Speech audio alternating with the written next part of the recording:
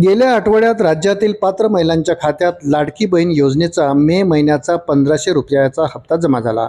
त्यानंतर आता राज्यातील लाभार्थी महिला जून महिन्याच्या हप्त्याची वाट पाहत आहेत।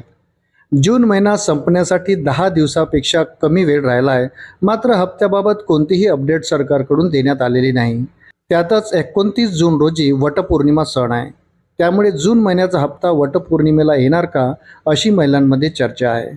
लाडक्या बहिणीला दर महिन्याला 1500 रुपयांची मदत केली जाते। सरकारने त्यासाठी काही अटीही ठेवल्या आहेत किंवा काही पात्र महिलांनाच त्याचा फायदा मिळणार आहे असं सांगितलं आहे। तर आतापर्यंत राज्यात सुमारे 1,77,00,000 महिला पात्र ठरल्या आहेत।